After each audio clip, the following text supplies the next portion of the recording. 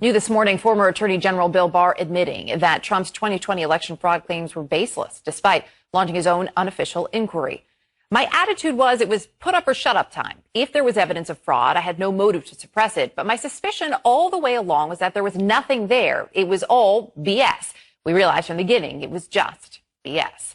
Well, joining me now is Jonathan Karl. He's chief Washington correspondent for ABC News. He spoke with Barr about the 2020 election and details his in-depth conversations with the former attorney general in his new book about the last days of the Trump presidency. Betrayal is out this fall, and there's this excerpt that was published in The Atlantic. Good to have you with us this morning. Great to be here, Erica. So just lay out for folks. So when you spoke with him, what specifically did Bill Barr say about Donald Trump's claims? I had a series of conversations with Barr, remarkably candid discussions about his experience as Trump's attorney general. And he outlined in detail what he has not talked about before, which is that he did, in fact, launch an informal inquiry into many of the major allegations that Trump was making at the time, last fall, after the election. Allegations of secret ballots stuck underneath brought out from under a table in Georgia, of dead voters voting, of ballot dumps in the middle of the night in Wisconsin and Michigan. All this stuff that Trump was saying over and over again, all these false allegations, Barr actually looked into. He talked to U.S. attorneys in the key states. He brought in the FBI and cybersecurity experts at Homeland Security to ask about the allegations of rigged voting machines. And he told me he went through in some detail each and every one of these and what he found. And the bottom line was just what you read in his overall conclusion, was that it was all BS. And that there was absolutely nothing to this stuff. But it is significant that he took the time as the U.S. Attorney General to actually conduct his own informal investigation. And he says to you basically to appease the president. What's interesting is he says in this quote, from the beginning, it was all BS. And yet we can't ignore the fact that Bill Barr was pushing a lot of this BS, certainly leading up to the election. I just want to play a moment that happened in September right here on CNN. Yeah.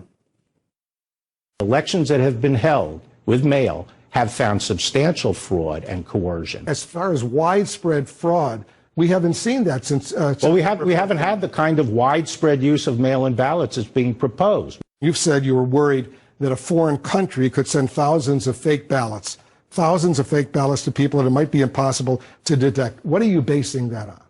I'm basing that, as I've said repeatedly, I'm basing that on logic. Pardon? Logic. Logic, not facts or evidence. So was he clear with you on when he says, from the beginning, I knew it was all BS? Is that beginning for him? Did that start after the election? Did it start before the election? That was one heck of an interview, that interview with Wolf Blitzer back in September. And Barr did acknowledge to me that he had significant concerns about mail-in voting. Not the kind of concerns that Trump was saying, is that mail-in voting in itself is prone to fraud, but the fact that so many states had gone massively in the direction of mail-in voting because of the pandemic, putting in systems rapidly that were not tested.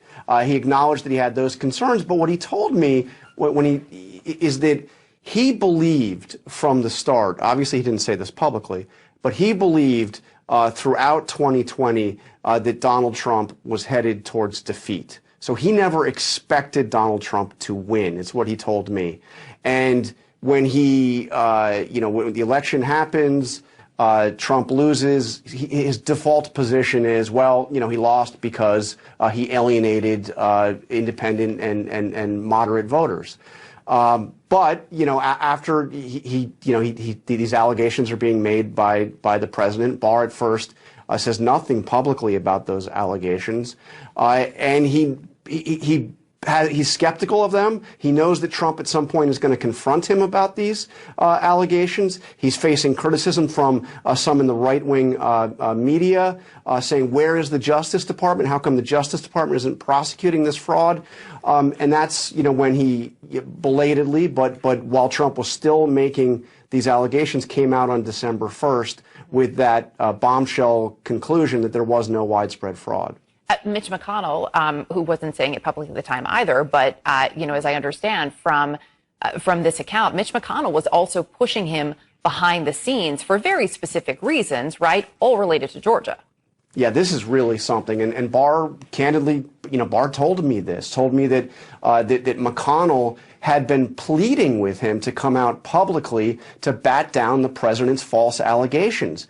And in making this plea to Barr in November, in advance of this coming out on December 1st, that McConnell was totally upfront as to why he wanted him to do it. He said, look, I can't do it because I need him, meaning Donald Trump, I need him in Georgia for those 2 runoff elections. McConnell didn't want to infuriate the president as he was trying to get the president to campaign for those Senate candidates in that runoff in Georgia. So he was basically begging Barr to come out and to do it. And in a quote that I put in there, he says, I look around, you're the only one who can do it. Now, what's interesting here, Erica, is, first of all, Barr was the one who told me about this first, but I went back to McConnell.